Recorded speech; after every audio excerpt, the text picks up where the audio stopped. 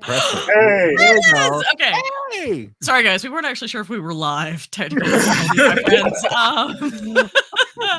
So it is Thursday, and that means it's a Trekker's Delight kind of evening. And this is the final episode of our Women's History Month look at women in Star Trek. So we are going to look at the last couple of major characters in Voyager before we move on to new Trek. So, beautiful bean footage.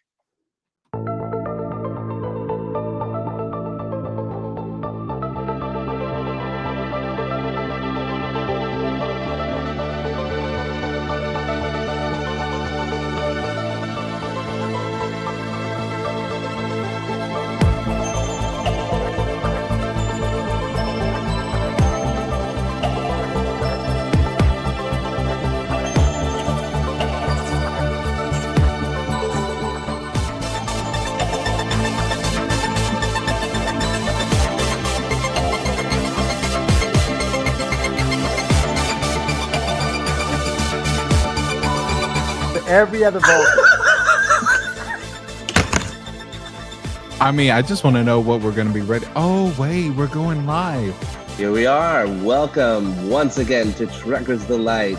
Like, literally, my mic falls down just as we go live. Hi, everybody! Why is that person not even moving behind you? That's what you're paying attention to? On a scale of 1 to 10. Oh my god, no. Love that baseball and the teacup. Like, clearly, TNG DS9 fans.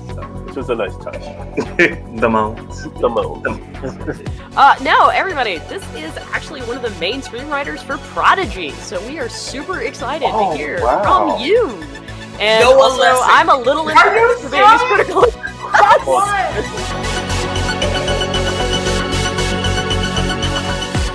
Man, I really love that intro. I've said it before, and I'm going to say it every single time. That's a little self-serving, William. Just a little. Just a little, my friend. And the thing is, I was struggling so long with the proper ending, like really struggling. I wanted to use as many lines as possible. And then I was just like, I don't want it to just fade out to black anymore. Trust me, as much as I love it. But it's just, but it was, we did that in the first one. So I'm just like, nah, let's throw that little bit in there. Like, No, I love you. I love you. Keep justifying it. It's cute. Okay. All right. So again, in case I wasn't clear enough, this is for Women's History Month, and we are talking about women's issues. So let's talk a little bit about Seska. Ooh, that bitch. I mean, yes, Oh. right? Yes. And she's played beautifully, right? Oh yeah, she's I love played that. absolutely beautifully. We I've really have actually- had some really Oh, I'm sorry, Keith. Go. No, it's just it. I've seen Martha Hackett on stage. She actually was in a play here in DC a few years back that I got to go see. So I got to see her outside of Star Trek because previously to her being on Voyager, she played a Romulan in 2 episodes of Deep Space Nine. But then we got her as the Great Seska across. Well, originally just the first couple seasons, but then came back much later. And she manages somehow to be so much more than a femme fatale character, because that could have been because I sort of feel like that's how she was written initially, right? Like kind of Mata Hari-esque that just doesn't work because Chakotay is too virtuous. Or cardboard. I thought Chakotay. You said it, I didn't. I'll gladly say it. I thought yeah, Chakotay right? was Like B'Elanna all this time, but no, it was Seska. what? Well, because B'Elanna had a thing for Chakotay. I didn't know that. In For one reasons episode. that made no sense. In 1 episode, she did.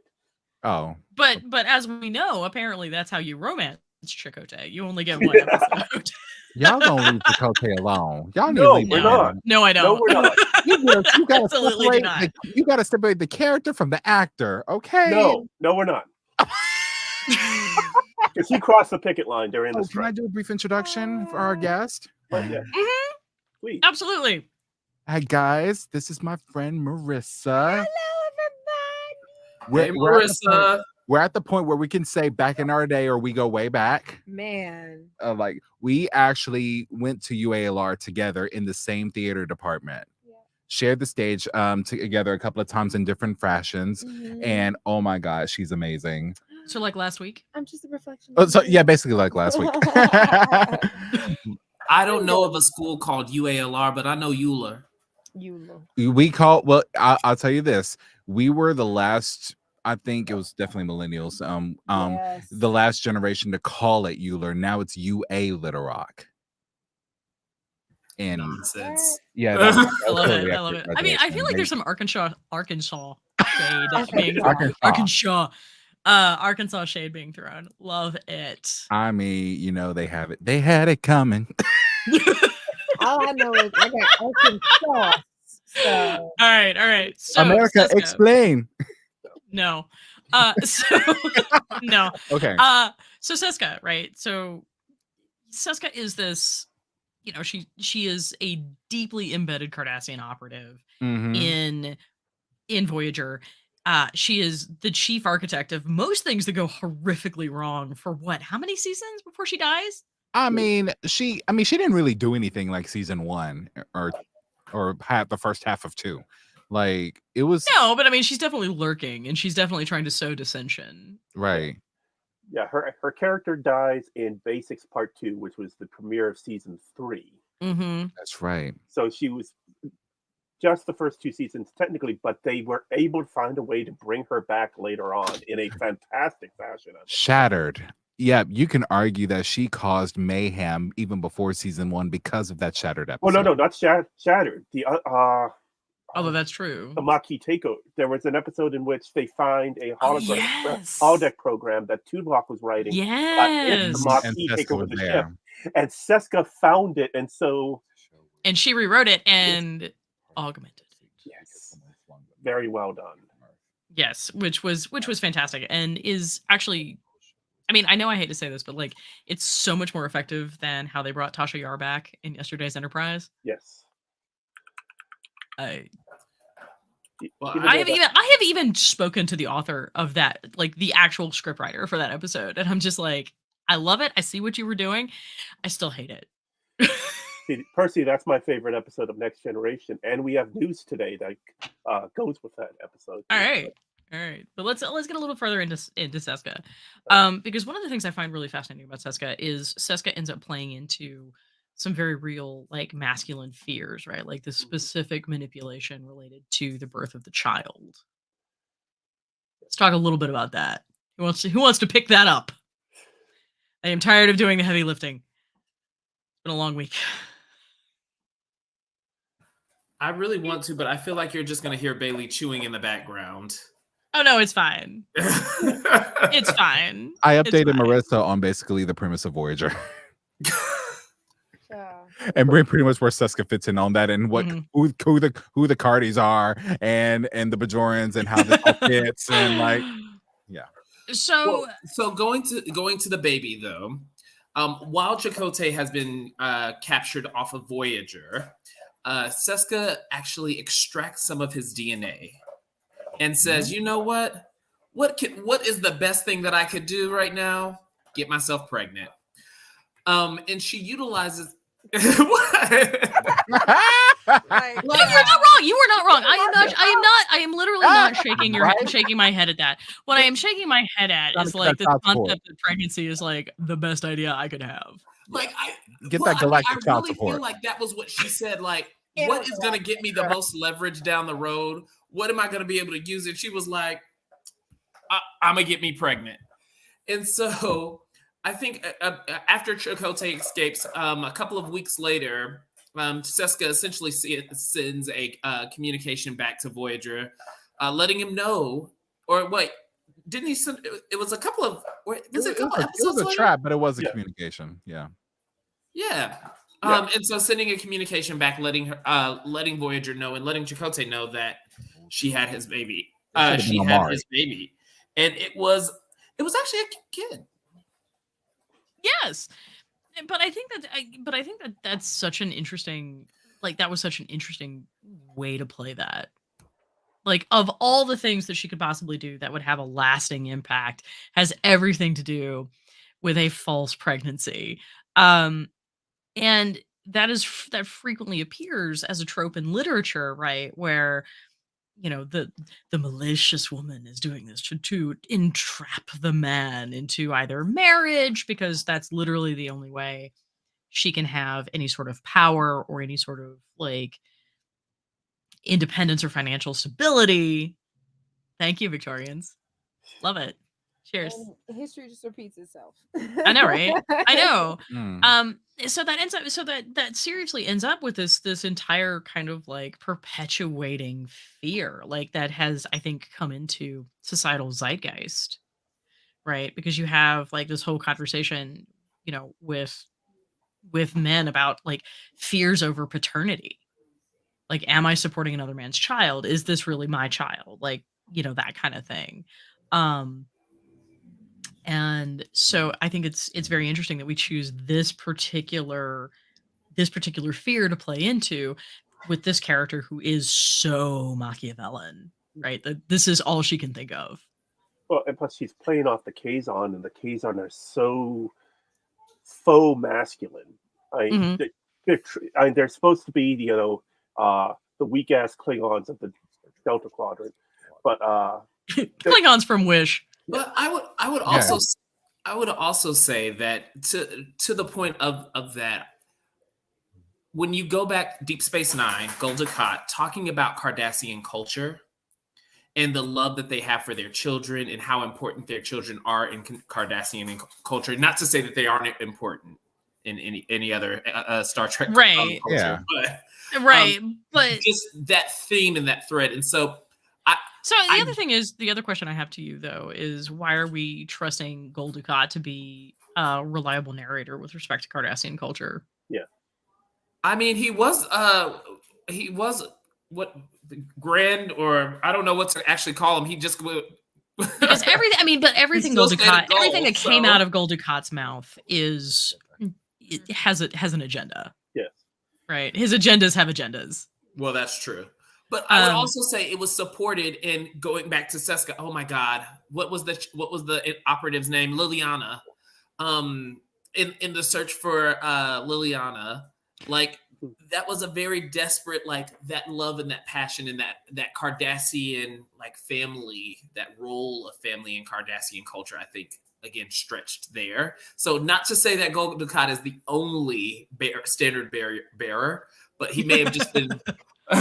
He gave us an opportunity, at least somewhat of an opportunity in our picture, to say there's a little bit of a through line of family there. But I do agree with unless you have a biracial child or a bispecies child. I mean, technically, it is biracial, because if we can get behind the fact that we're all one race, the human race, then this truly is a biracial child, right? Because if we think about it, I mean, while yes, he allowed Ziyal to live, that's about it. Right, but it was barely. He was ready to personally off her. Yeah, like what? He was really ready to unalive her. But that's what, and we're talking about Seska and the Kazon dude, right? No, we're talking about Ziyal and Gul Dukat right now. Because the argument. Okay, so the argument is that, and it's not a bad argument. Like, props to Michael. It's not a bad argument to say that, like, this is how Seska, like, because Seska, her culture values children so much that she's willing to get pregnant in order to manipulate someone, because children are so valued and are such an important currency in that culture. Is that where you're going? Yeah, but can we note the date and time? Because Marie said that's actually not a bad argument to my argument. Okay. So I just want to know. March 28th, 2024. I have 10. I love you, Michael. I'm gonna say you better note this. It'll be another 2 years before she does that again. maybe three. Seriously, make this a short. Put it on so he can save it to his playlist. Right. Save it. Put your favorite music under there. I'm feeling low, I'm gonna be like, Marie, just give me some good news. It's because but I get where you're going with this, but that also presupposes that that presupposes the same sort of investment on Chakotay's part. And I'm not saying that Chakotay's not like fatherhood material, in as much as like corrugated cardboard can be, but I didn't give that man a chance, okay? No, He had 7 years. He had 7 years. 7 years. He had 7 years to have a real emotion, and he never did. So, like, Come no. on. He was just written badly. I rather like And acted him. badly. Excuse me. I She's mean, a bullshit. Hold on. Where's it at? No, I'm Where's sorry. it at? That was not a bullshit. That was a I agree, but I'm covering that because I am trying to be diplomatic. And that is also another let's note down the date and time where he was trying to show On this tact. show, I will defend parts of Chakotay and Picard. Mostly his penis. I gotcha. we didn't even. Well, actually, you know what? We made it through a quarter of a show before we started getting. I'm proud of us. Quarter of the show. Before what? I'm proud of us. Before But what? I do think that's First but I do reference think to that's interesting. genitalia actually took a whole quarter of the show. I mean, given the fact that Robert Beltran apparently had trouble keeping his trousers up on set, like I don't feel like I'm not really all that upset about it. But I do think that's really interesting because like using the child that way, in fiction is really fascinating because it just sort of glosses over the experience of pregnancy. Because pregnancy is not easy. Even the good ones, which is not what I had. But pregnancy is a difficult thing, and it's an incredibly risky thing. And we've seen it be risky even in the era of Voyager, because remember how often, I mean, we lose Naomi Wildman at one point. Right. So it's an incredibly dangerous thing. And so like this concept of, well, I'm just going to wave a magic wand and use this child. I'm going to undergo the gestation period and the suffering that goes along with the gestation period to get back at you, which it's interesting to me that was the choice that was made. Especially given that Voyager is still also one of the bourbon babies.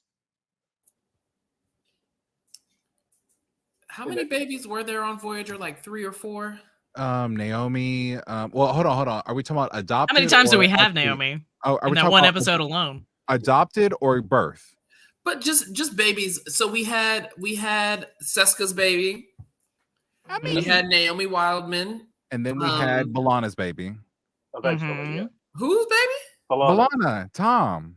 B'Elanna and Tom got pregnant. Remember B'Elanna. when they literally tried to like sequence the Klingon Hey, Black out of her? Don't forget that lizard litter. Don't forget that. Yes, the salamander Between baby. Tom and the captain. Yeah. And Kess's Kess's fake Oh, that one baby. and Yeah, then yeah. And then the real Oh, baby. Kess. Poor Kess. We're not going to count the lizard or Kess. Okay. We sure got. That's what we talked about last week. We got into The Borg Kess. baby. Kess. The Borg baby that The Borg baby. disappeared. Yeah. We had a Borg. No, We did actually. We did. Are we jumping into adoption now? Like, No, I mean there was a literal infant involved. Yeah. Because that's the other they Frontier. rescue an infant on the cube.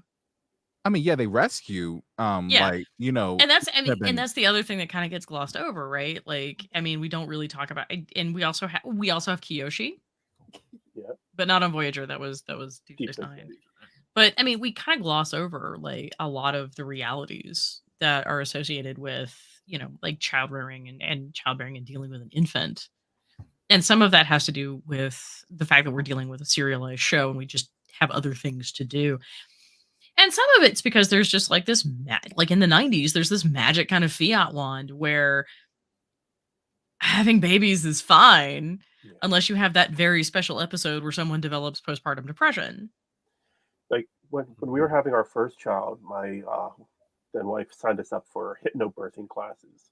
And the only class was really worthwhile was the last one where they taught us how to swaddle the baby. But in the first class, everyone went around the room as to why they were taking the class. And this one guy, in all earnestness, he goes, I just see no improvement in the way birth is handled in the past 1,000 years. So that's why we decided not to go with the hospital medical economic complex. Like, haven't checked the infant mortality rate, have you? Or, the chance for the women to dying. But yeah. I mean, to be fair, like the United States is still trailing the rest of the civilized world in terms of both infant and maternal morbidity, especially if you happen to be a woman of color. So yeah. Thank you. It was coming. It was coming. We knew that was coming. Yeah, I mean, y'all knew it. Yeah.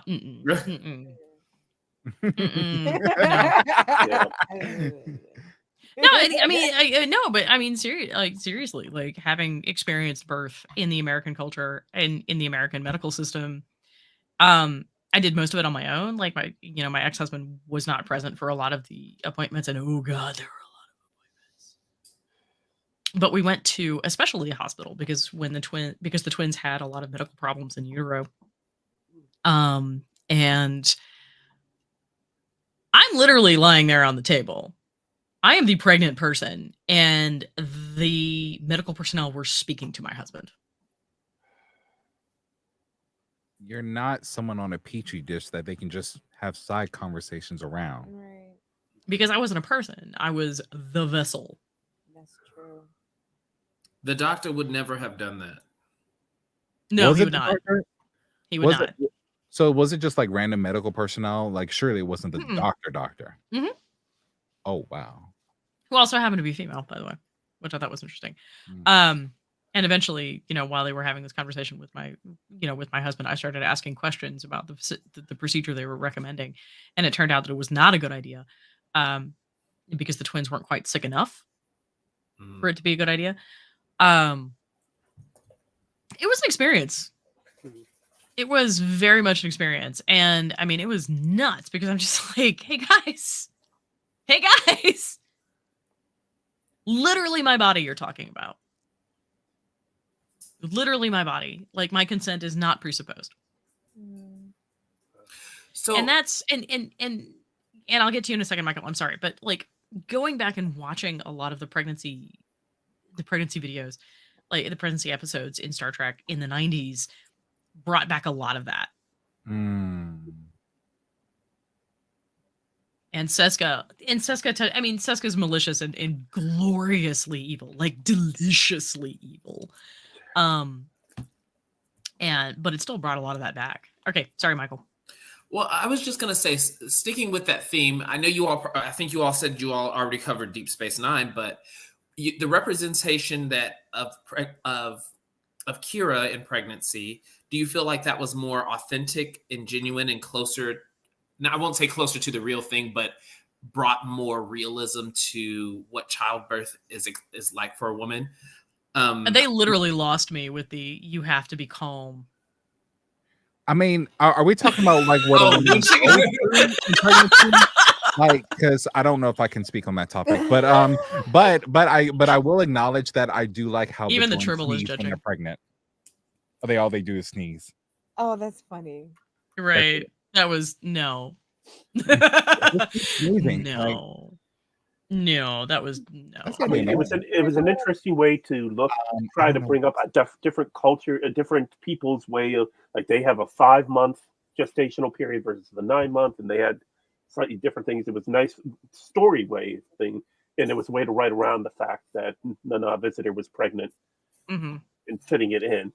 But the fact that it was... That's right, she was pregnant in real life, so they used that episode to cover up the fact that she slept with... what they did was they made Keiko pregnant instead, and then because of a shuttle accident, they had to beam the baby out of Keiko into Kira.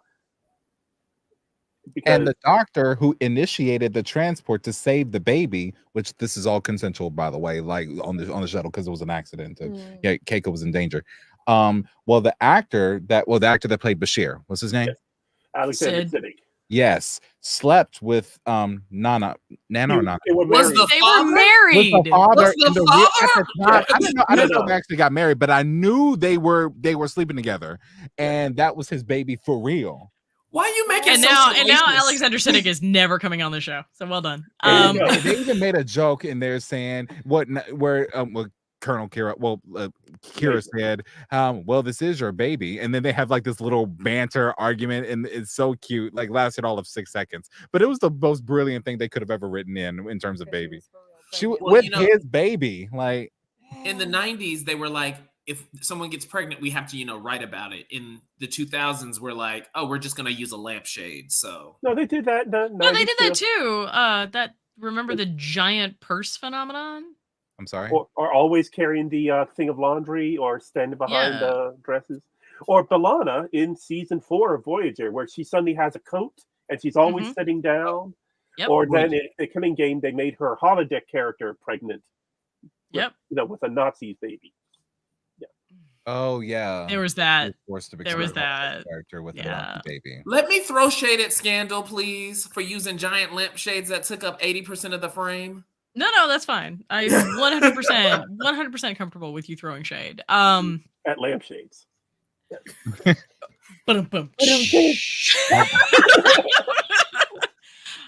Even the Tribble is judging. Even the Tribble is judging.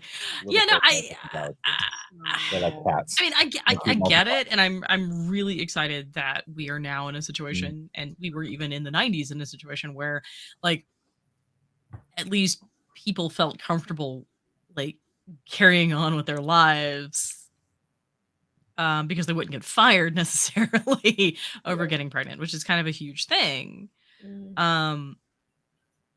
Did anybody read or watch the Apple Plus show Lessons in Chemistry? No. The book by Bonnie Garman. It was a show starring Brie Larson that was out a few months ago. But it's a woman that is a chemist in the 1960s. She doesn't get her doctorate. She ends up working in a lab, falls in love with the main chemist there. They don't get married, but she does get pregnant. He dies, and she's fired because she's pregnant. And then the people running the lab take credit for all of her work. And that was not uncommon. That was not uncommon. In fact, women would lie about their pregnancies as long as possible, because as soon as they were pregnant and had children, they were no longer employable. And also, please remember that in the 60s, women were not allowed to have bank accounts without a male co-signer. I'm sorry, the 60s? The 60s. Yeah. I didn't know that. Thank Ruth Bader Ginsburg for that. Yeah, no, seriously. Let's have a moment to appreciate that. Our grandparents and possibly even our parents remember women not being allowed to have bank accounts or credit cards on their That own. is way too recent. Well, no, I got you even worse. It is still common in certain states in this country, under insurance regulations, not under law, that if a woman comes in saying she wants to have surgery so that she cannot have children, a man, husband, father, or other male significant other has to sign off on it. Wait, not even just there are literal doctors that have created. I'm thinking specifically about Dr. Fran off TikTok, that has created a list of providers nationwide that you can go to that will perform a tubal ligation without you having children, without having a husband agree to it. No male co-signer, basically. Yeah. Right. Yeah, my body, my choice. Period. Exactly. I mean, you'd think that. You'd think that. Yeah, if I want to get a vasectomy, I don't need to get a woman say so on it. Why should a woman have to get say so for it? Because I mean, seriously, the question is legitimately, what if your husband wants children? Yeah. What if you meet someone? Right? Right? I mean, it was just mad. It's just madness. Like when they were literally discussing the birth of my twins, they were coming to me and they were like, "So while we're in there, we can tie your tubes." And I'm just like, "I'm being cut on enough." Like, wait, maybe I was like, "I'm being cut on enough. Like, maybe we can sign my husband up for a vasectomy." Like that. Period. I was going to say, why does it have to be me? Like, right? They're like, "Well, we're already there," and literally the conversation. This was amazing. This was amazing. The gentleman in question was like, "Yeah, but if you get divorced, he might want more children." How did he know? I mean, it reminds me of how if you're in a relationship with someone and you all are not married, you're not thinking about children in the moment. Other than condoms, every other form of preventative measurement is through the woman. Whether you want an IUD, depot, NuvaRing, pill form, what are the options for men? That's where Real my questions here. Male birth control is coming to the market. Yeah, it's not. That has getting there been fast enough. promised. That has been promised to us before. I will believe it when I see it on the shelves. It's like hydrogen fuel. We'll see it when we see it. Yes, but I the last thing I heard, I know they had started like phase 1 clinical trials. So again, I will believe it. No. Like, and one of the reasons while we're talking about this, one of the reasons it's taken so long to get research into this is let's talk about the side effects that they're anticipating. Moodiness, weight gain, hormonal disruption. they're a little bit. I mean, Does this sound familiar? Does this sound familiar to you? Because it sure as hell sounded familiar to me. Definitely. Yeah. I'm so glad I'm gay, y'all. I mean, shout out to y'all. I don't want to. I don't want to deal with all this. No. I mean, no. I'll be right there beside you, though.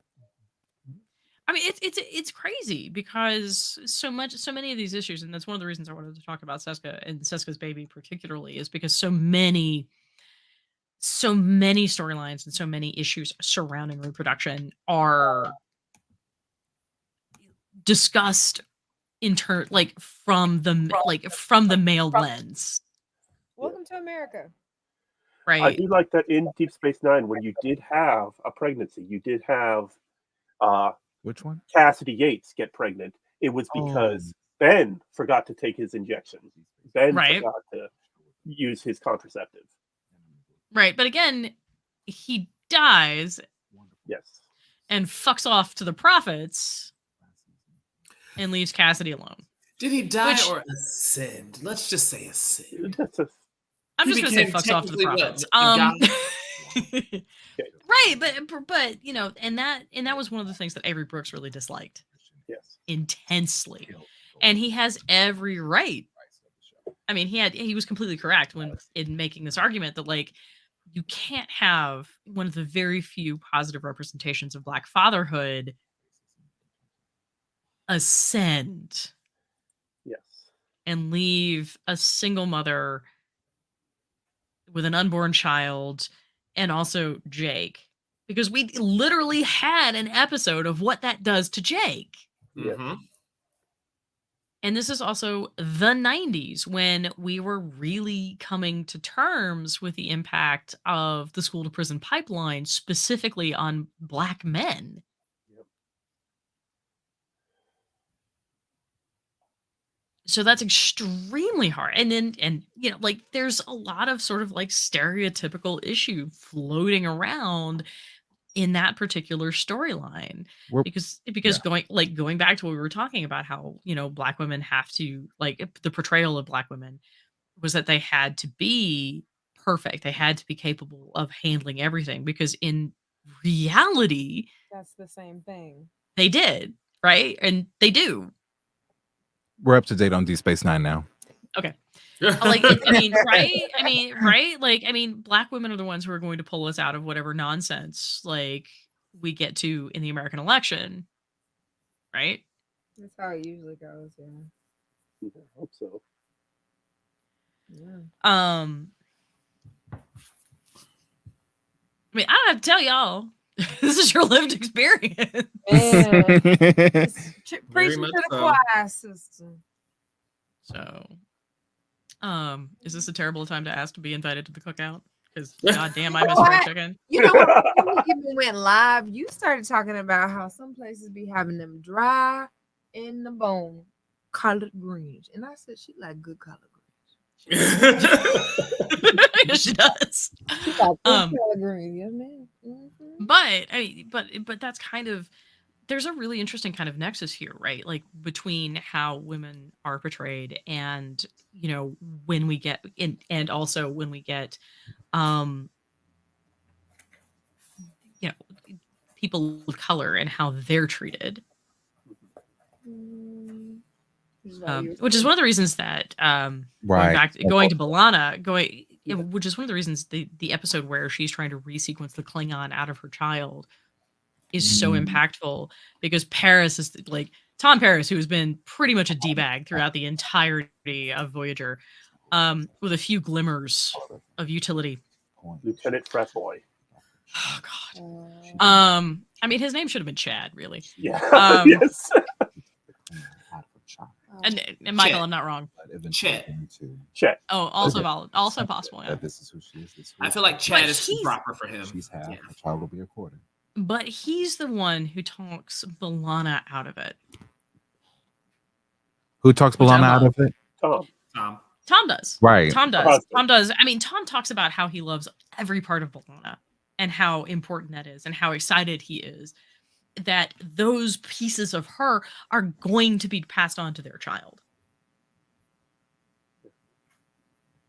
I was just telling Marissa, like, as far as like not the entire development of B'Elanna's character, but that moment where she was really considering removing that part from her baby, it's just like that kind of shows the representation of like being biracial here in America and like that not accepting oneself, which kind of leads to colorism as we call it here in America today. Like, It's not just here in the US. well, That's yeah, wrong. everywhere, right? Like, and it's not even, and here or anywhere, your parents don't necessarily have to be one race or the other. You can just look light skinned, or you can just look a certain way, or your skin can be a little bit too clear for someone's taste, and then all this other stuff. And it wasn't such. I remember, and I not that I agreed, and I'm glad that Tom talked her out of it, but I saw that she thought she was trying to protect her baby by taking this thing away. And my mom tried to do the same thing with me, per se. She said, William, it's not that I don't accept you for being gay. It's not that. You are already a black man in this country. Now, if you're black and gay, everyone's gonna come after you. But we had a I conversation. mean, given your mother's fondness for white women, like I don't think she And that's really the gets thing. a chance to say. And that's the thing. Before she died, we hashed all that out. But and then of course I found the tapes in the closet. But in the closet, of course, which is I kept them. You know, In the But closet. yeah, but that I'm glad sounds like Tom a good talked about story I missed. Oh man, you LGBT truck. Good is an interesting word. Yeah. Hid my truck in the shadow of a church and everything. You missed it, Michael. So one interesting thing I heard about B'Elanna, going back to B'Elanna a few years ago, it was pointed out that up to that point, of course, obviously Star Trek had not making any headway on the LGBT community, but at least had been trying with African American community, with women. But the one community that they sort of hadn't gotten to was the Latin community. And here you have Despite a woman. the fact that we have literally 2 Hispanic actors on Voyager. Yes. Who are not allowed to be Hispanic. Yes. Well, 3. I take that back. 3. Robert Picardo. Oh, yeah. He's Hispanic? Yes. Yeah. Like Latin? Yeah, Dude speaks amazing Spanish. Grew up What? in Philadelphia, but his family, yes. I thought he was like. Picardo. I mean, yeah, that's the. I mean, That's not where I thought that name was from. that's not where I thought that name was from either. My name is William. My name is You have William Watson, Roxanne but I'm not Dawson German. playing B'Elanna Torres. And then, but you have a Latino man in Robert Beltran playing a Native American who was with the consultant who claimed to be full Native American, who actually was not at all. And everything they made about it. Yeah. The whole thing. It's all fake. Even more fake than. Did he just boot himself out? Yeah, he'll be back. Oh no, he's eating. I think Bailey needs some attention. Yeah. But yeah, so Oh, it's good. You had Latino actors, but you did not have anyone actually showing Latino life until we get Discovery. Right. 20 years later. Right. Actual representation. Yes. And even then, you kill him off partway through the first season. Which one? Not- Clearly, Hugh I Colbert. forgot. Who was it? Hugh Colbert in Discovery. The Doctor. Wilson the Cruz. doctor, the gay guy. Wilson Got it. Cruz. Yes. You got it. Different titles with me, but he is. Yeah. I mean, they brought him back. Yes. They do. Because they realized what they but did. again, like, and they even actually make like allusions to his Latino heritage or Latinx heritage. I don't know which particular term he prefers. Because like there's a moment where where Michelle Yeoh's character is like Papi, and it just Yeah. spirals awkwardly.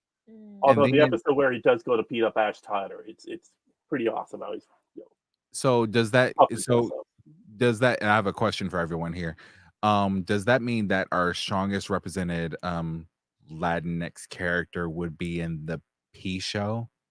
Because Michael's gonna throw a shoe at me if I say Yeah. the word Rios? Captain Rios. Yeah. Except for the but- fact that he seems to have, he has all the problems with the immigration system in 2024 U.S. and then seems to say, you know what, I'm sticking around for this.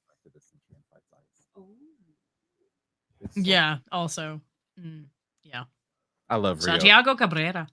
I love the way he holds his cigar and how his cigar randomly appears just as Q was sending everyone home. It's just magic, man. It just happened. I'm not It's gonna lie. magic. I know damn well you weren't holding no cigar. I know you weren't holding no cigar. But this is actually a good way. This is actually a good way to segue into modern Trek. We've Yeah. covered Michael Burnham pretty extensively. Yeah. Although there are some things I'd like to talk about her specifically later. But speaking about like Cassidy Yates and women of color, we have Michelle Hurd in the P Word show. Let's talk about her for a minute. Let's talk about Rafi. I love her arc overall. Like Mhm. it was a strong start, and to me, it was a strong. I'm not gonna say strong finish because I'm hoping for legacy, but it was a strong continuation. Mhm. Mhm. Like even though I kind of wish they kind of would have touched on where Seven and Rafi were. But there were a lot of people upset that they kind of dropped the romance between Yes. the two and three. because Yes. at first I felt like it was not in season 2 of the P show, like that their sudden I love relationship. we have the P show and the N movie. Yeah. Also But- sounds really awkward. The end of season 1, they're holding hands, and I'm thinking, what are they doing? Is this going to be another forced relationship like Worf and Troy or Chakotay and Seven? Like, no. Except and it wasn't. Like, I mean, It that was was the best beautiful. part. Is it was beautiful. wasn't. It was this wonderful relationship with the two of them that didn't always work. William, can you bring Michael back in? Yeah. Oh yeah, he wants to come back. Okay. I mean, it didn't always work, but they still managed to kind of work through it together, which is, we see a little bit of that in Troy and Riker, in the P Word show. We are on the P Word, dear. Just so you know. I've been. Oh, I haven't gone anywhere. I was sitting right here. I heard. I like that you had to go everyone's- dark as soon as we got there. I appreciate everyone respecting my triggers. I mean, if we're not, we can't. I mean, if we're not going to talk about the N movie, we're not going to talk about the P Word show, I support it. right? Someone is literally gonna take a cut of this, and it's gonna be completely out of context. Oh my god! When I tell you, I have fears if any of us ever try to run for office, they're gonna be like, let me just show you the dark reel where you get all of the juice and be able to slander them for decades. Yeah, I mean, but let's be real. I have not been in the sane closet for a long time. Like, I mean, there's just no. Sounds like you should run for office. I know, right? No, I support it. no, I don't. I don't hate my life.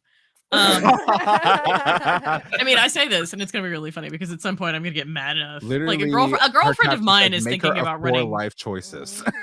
Right? I mean, fair.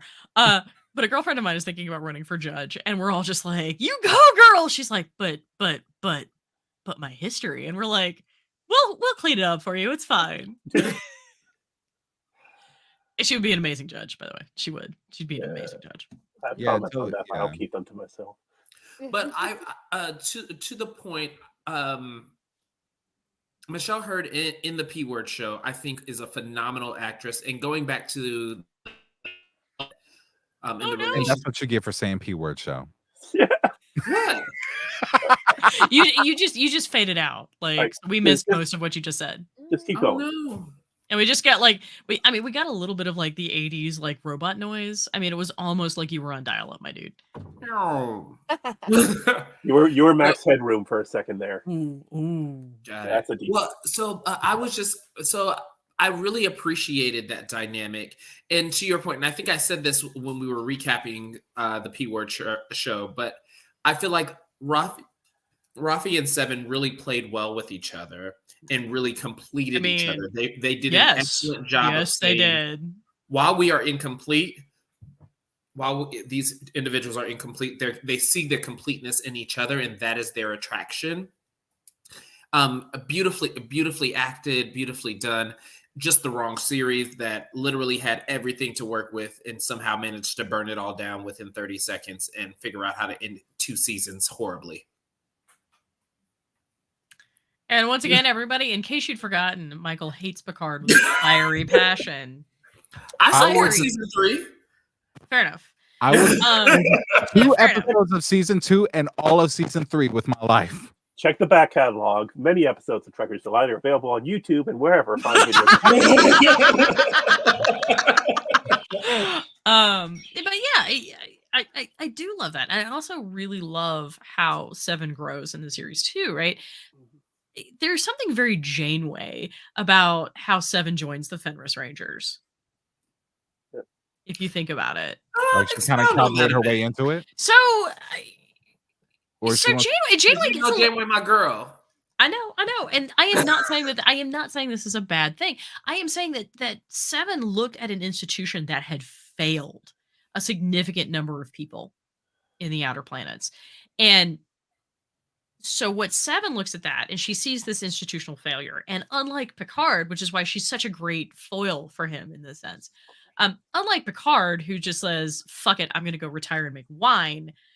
She goes out and joins the Fenris Rangers.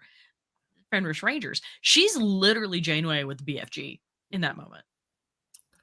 And in fact, we've recently found out that there was to be an episode of season 3 of Picard in which she tries to recruit the Fenris Rangers to their side in fighting. And Naomi was there. Thank you for stealing my line. No, you can finish it. I'm sorry. You can finish it. There's more to it. Let me shut up. But in her there was a whole episode of her going to the Fenris Rangers, and the person that she was talking to was Naomi Wildman. That Naomi had followed her out to the former neutral zone and joined up with the Fenris Rangers. And they were in talks with Scarlett Palmer's to come back to reprise the role. So the same actress who played young Naomi on Voyager, which would have been fantastic. She's still acting and doing well. So that would have been great. That would have been great, but too bad somebody decided that all you need is 10 episodes and you're supposed to be happy. And they didn't have enough money, and that's what happens when you treat every episode like a full-fledged Hollywood film. They put all that money into rebuilding the D bridge, which that must have been the most expensive thing they could do. Yeah. So I do really enjoy that kind of, because that literally that was one of the things about it that made sense. And I know you don't like Picard, but we moved away from calling it the P word show. I mean, I'm not gonna vomit immediately, but later tonight I may wake up. But all right, you can text me; it's fine, and I will apologize. But I just feel really weird saying P word in N movie, like right, because I know what I'm thinking when I hear that. I know N movie, in what? The N movie. Nemesis. You have the N word, then the N movie, and Nemesis, which I hate. Which I hate with as strong a passion as Michael hates Picard, but I love that about where Seven decides to go is like she looks at the situation with a failing institution, and she goes and she tries to do something about it, and we see hints of that failing institution in Lower Decks as well, which I really enjoy. Just this whole there are a number of opportunities that we get a chance to see external perceptions of Starfleet and how maybe the narrative that we've seen isn't the entire narrative, that there's this bigger world out there that doesn't necessarily need to live according to the values of truth, justice, and the American way, right? Because Starfleet is effectively Superman in space. Yeah. Well, basically. I think that sorry. No, go ahead, Mike. Okay, it's something I brought up in previous episodes, that the chief defense against the monoculture that we've seen of others is the fact that we're seeing this through the lens of Starfleet. We're not seeing the chance to see the other parts of these cultures. We're seeing their military. Yes. Yeah. Yeah, and so thinking back to again Deep Space Nine, oh my God, Captain Deep Space Nine. Why is it Cisco? Thank you. I say y'all literally have the same in there, but Cisco said it best. He said, "You know what the problem with Starfleet is? Earth. everything is perfect on Earth, and we look at everything else as orderly and perfect and just waiting for us to kind of move into that space. And I think to kind of segue into Mariner, like Mariner saw that in Starfleet, that we're not perfect and the world is not perfect and everyone we're interacting with isn't perfect. And that's okay. It's okay, and I'm tired of this shit. And I think there's a lot, to be said about that. And I love where you're going with this. And can I piggyback on it for a second? Yeah. I love the fact that it's the female characters who are like, all right, let me. I mean, I'm gonna pick up my blaster. I'm gonna pick up my ship, and I'm gonna figure out how to make this work. Like, I'm gonna figure out a way to live in this world to make it better. And Picard, who we spent 7 or more years, not gonna say how many, looking up to, is the one who said, fuck it, and goes and makes wine. Yeah. Yep. I mean, he was like 90 and he was trying to retire. Well, but that's not what happened, though. And it's very clear in Picard that that's not what. I'm so sorry, Keith. No, I was just going to say, as Raffi said when she was when they were forcing her to try to get the Starfleet captain to let them go visit the artifacts, she's going, this is Jean-Luc Picard. He's all id. Yeah. Right. But also it's Raffi who was noticing all the, I mean, I think it's significant that it's Raffi who's the one who's looking at it and saying, hey, look, I'm seeing all of these issues. And they're telling her that she's overly emotional, much like some of our viewers. I mean, that's a reference. That was perfect. Please take some time review last week's video. That was good. 2 weeks really ago, good. Yes. Right. No, 2 weeks. Because Raffi is the one who is like, look, I am seeing these issues with the Romulans, and she was right. Yep. She was right there with him in the beginning when all this was going down. And, she has her issues with addiction, but like, how much of that is self-medicating because nobody's effing listening to her? Yep. And she's being told she's because effectively what goes on is Starfleet proceeds to gaslight Raffi. Because it kind of adds to the, or like more than Worf did in season 3.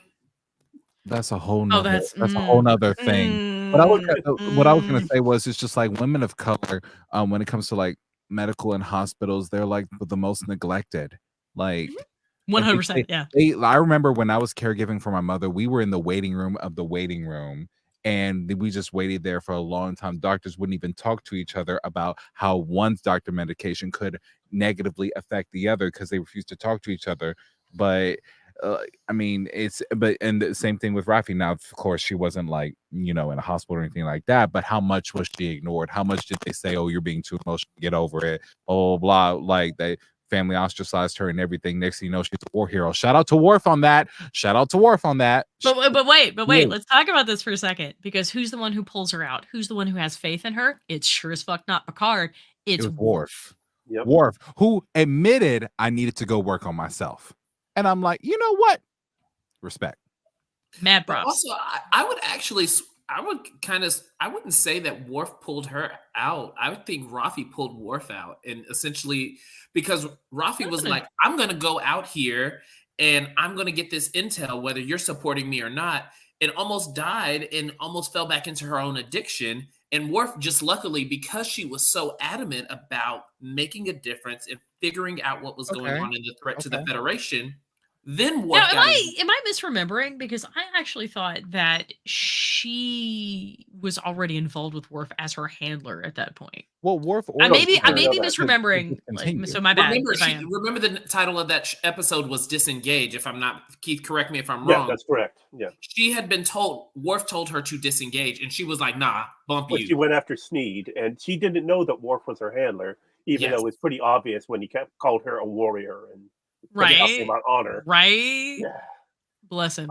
But I will say one thing about Raffi. She was pretty much from the beginning perceived as the extreme, almost like the extreme Trek nerd. In the fact that she was literally living at Vasquez Rocks. Right. She was in a trailer. In a trailer. Because again, we have to like we really got to like hit down on this addiction narrative. Yeah. So she is off grid on the trailer, like smoking whatever it was. Snake, what is it? Snake skin? Or Snake something? weed, I think. Yeah. Is what they call it. Yeah. So I really love that, Didn't like, even catch you know, that with trailer that part. validation though. But with Wow. that validation, she's able to move forward. And she has this amazing relationship with Worf that's not romantic, which is huge. Mhm. Yeah, hello. I love this because I don't know if it's well. Let me ask y'all this, and before Marie closes us out, what kind of relationship is this between Raffi and Worf? Is this like father to daughter, brother sister, cool uncle? Because I call him Uncle Worf now because I like kind of like Martok. You give because like he's kind of cool now. Like, and if you're cool to me, you're like auntie and uncle. You know? It's definitely gonna feature. I'm the drunk uncle. I get it. You're the gunkle. We're here for it. We have No, well, I'm the drunk uncle. Drunkle. But the drunkle. I'm gonna go with avuncular, is what I'm gonna go with. Okay. And he needs a vasectomy. All right, I got a glass just for you, man. I got a glass just for you. Lord. No, why does it have to be a familial relationship? Why does I there don't have to be know. this power But that's part imbalance? of the Because I question. don't get the feeling that there is. Maybe there isn't. Wait, That's me the and you, question. same wavelength. So the answer is maybe there just doesn't have to be. Maybe it's just that. Just a I nice think they just friendship. respect each other as warriors. As warriors. And respect each other as true. I don't want to use this word, but I can't think of any other one. But true Companions? patriots of the Federation that are like, you know what, we're not. I feel a little dirty now that you've said that. I do too. I literally started itching saying it. Not to say that there's The anything wrong unsung with hero, patriotism. maybe? It's just the context and it's being utilized in today's culture is not. Anyway, Right. Right. but like I really felt like they honor and look at each other as like, you know what, you're here for the right reason. And whether I feel like they would have the same relationship even if they hated each other, because they have so much respect for each other's, their skill set and their approach and how they go about life and how they've decided to dedicate themselves to something more than themselves. And So I think Marie- there's a lot to be said for that, right? So when asking, because like the assumption with putting him as an uncle or a father figure or whatever implies a power imbalance that's not here, Okay. right? It implies that she's, you know, like learning something from him and he's not learning something from her, and that's not true. Okay. They learn It's very something. much. from I each mean, it's other. very much a situation like a relationship of colleagues with a lot of mutual respect and a lot of real affection, which is fantastic. And it's also affection that's not sexual in nature, which is Yes, huge. that was huge. That was huge. Very appreciative of that. So I'm not going to ask anyone to rate anything, but I will. No, Don't you I dare. will ask. So I mean, we're that is wrapping next. up That is next week, Michael, because you know what's next week. You got Yes, I you got know. 45 seconds, Michael. I know, but can I just ask though, who is your woman? Like, who is your Star Trek woman? Can we start with Marissa on this one? Because I think I know for her. Definitely Sonequa Martin Green. I actually got a chance to meet her in Chicago. They Oh, had that's amazing. It wasn't Comic-Con, but it was some other major event in Chicago. you told me. Yes, and I sent you pictures screamed. because she was there, and This I is got my shocked face. and she, but she was so pleasant. And you know what I remember the most about her? She smelled like bubble gum. I remember that. And Honey, I love you, but I don't know how to respond to that one. I loved her from The Walking Dead, and then knowing that she was the first Black female captain on a Star Trek series Yeah, as a main role, yes. as a main role, Yeah. that to me, I will be quite frank. I'm not super adept when it comes to Star Trek, but I will distinctly say that when she came to Chicago and I got a chance to meet her, and I was doing that marketing event for Star Trek, that was our client. The camaraderie and the love and the Don't love. just gloss over that. I know, right? I know, right?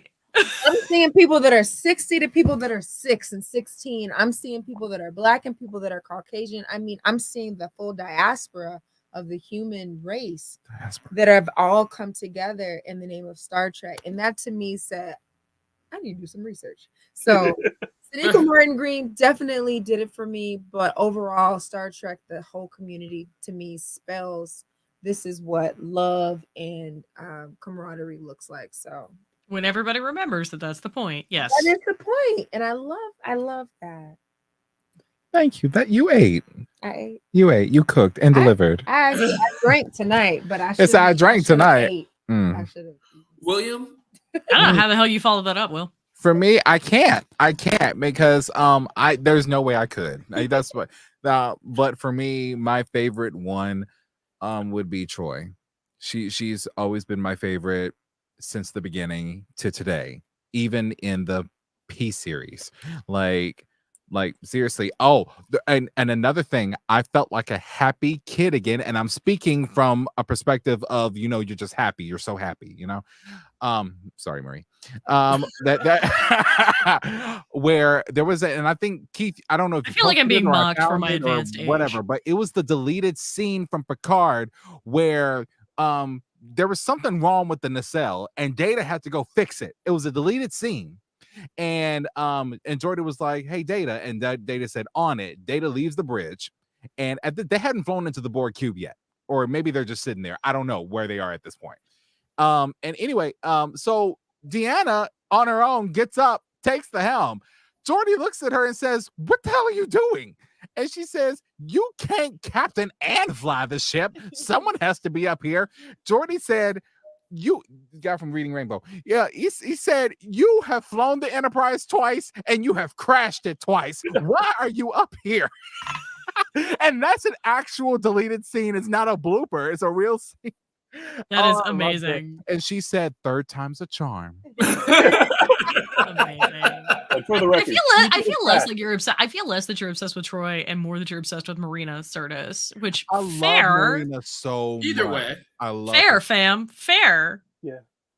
Mm-hmm. I love her in her wig. That's why I have to go with Jerry. And Seven of Oh, Nine was such a well-created character and well acted by Jerry. But then Jerry Ryan is just a spectacular human being, especially following along with all the stuff she did with the strikes last year. She was out there every freaking day for Also, the writers' strike and the actors' strike. Michelle Hurd for that too. Yeah, absolutely. And I mean, I've been in love with Jerry Ryan since 1999, 2000, somewhere in there, and I will always be in love with him. Marie? Well, actually, why don't you go? Because y'all know who it is. I already know. Michelle? Marie, who is it? No, you go for it. Janeway. Yes, my girl. She been my girl. I feel like there's something about there is something about the character that really just speaks to me. And I feel like, as we know, she was the first female to lead a Star Trek series. And I feel that... And she got the shit into the stick for that. Yeah. Mm-hmm. Looking at her character, it always felt like no matter how they try to reinvent her or try to move her away, she really stayed true to the actual character of Janeway, who was this strong, compassionate woman who believed in the mission and the ideas of the Federation and said, you know what, no matter what the situation is, these are the principles, the tenets that I hold dear, and I will live by them, and I will respect those, what I have dedicated my life to. And I just, it's something about that level of dedication, and it's something about the way that I just felt like every time I felt like when she pulled those pips off Tom, she also gave him a hug in the same moment, as well as a slap on the back of the head, and was just like, I don't know. It's just something about it in her overall charisma and character. And I feel like she just speaks to me. That's my girl. Like I can go anywhere with her. So and not for to me, mention Kate Mulgrew is just like a great just a an- badass, right? like a great actress. Yeah. The way she showed those muscles, in that one episode. I was about to and say, Kate Orange is Mulgrew the New herself Black. is willing to put up with exactly zero shit. Right. Yeah, her Which is book's a good amazing. read. I highly recommend it. So for me, it's Gwen. Really? Gwen. And I'll tell you why. I love Prodigy. Mhm. Like, unreservedly love that show. It's perfection. But I love Gwen because Gwen is coming from this incredibly difficult place of having to reconcile that everything she knows that has been fed to her by her father is wrong. Mhm. And she has to figure out a way to navigate that. And not only that, she's got to figure out a way to navigate not like the reality like concerning her own people, but also concerning the people that she's surrounded with, right? She has to learn how to navigate working with people that she'd been taught were beneath her, right? And that's huge. And she does it with an incredible amount of grace. Yeah. It's not always perfect, but she does it with an incredible amount of grace. And she looks at Starfleet and she takes the best of Starfleet. She takes the best of what we can be and decides that's what I'm going to do. And she does. And I can think of nothing that is more Star Trek than that. Of saying, I am going to embrace diversity. I'm going to embrace collective action. I'm going to embrace the multiplicity of perspectives and the sheer joy of seeing all the beauty in the universe and in that diversity. And that's the life I want. And that's the life I'm going to build. And she, by God, does it. And then she tries to take that message back to her own people. Even though she knows it's going to be an uphill battle. She knows it's going to be hard. She knows that they're not going to get it. But she's going to try anyway. She's a light worker. Infinite She is. diversity in infinite combinations. Love it. And if I could teach my kid, and I've said this before like a zillion times. Yeah. I mean, in fact, I think there are a number of sound bites that William has acquired of me saying this. But if I could teach my kids anything, that would be it. That it would be how to not only listen to other perspectives, but to revel in them, to appreciate them, to use them to build yourself up and the rest of the world up. Sorry, I get really emotional about this No, because I'm it's huge. And it's something I think that Trek has that's unique to Trek. I mean, Marissa was talking about the fandom, right? Like just the sheer breadth, like age, ethnic background, sexual orientation, like all the different people who come together to love Star Trek. You cannot tell me that with all of us, we can't figure out a way to do better. You just can't. Amen. Keith said it best, trying to do better. Nice. And that's why Gwen. I love it. I can't think of any way to end on a better note. We didn't do news. We haven't had time for this. Well, next week we start season 5 of Discovery. We got 2 episodes we're going to be reviewing next week. That's Red Directive and Under the Twin Moons. There was a video put out today on the Paramount Plus YouTube channel, invitation, behind the scenes of the premiere, where they talk with Will Wheaton talks with Shaniqua, where they go behind the scenes of the video effects and everything. I recommend watch. But we're gonna have a lot to talk about next week. I didn't get an invite to this premiere, and I'm kind of hurt about it. But it'll be all right. That's because I think invitation got lost while you were stuck in the back of an Uber, sweetheart. I posted in Discord when I saw it was happening. So Also, like we need a few more followers, my friend. Yes. I can't generate 100,000 followers overnight, baby. I'm sorry. So if you're watching this, like, comment, subscribe, share this with other people. If you love IDIC, we are your IDIC. I mean, look at us. if you'd like to be part of the conversation, we'd love to have you. Please.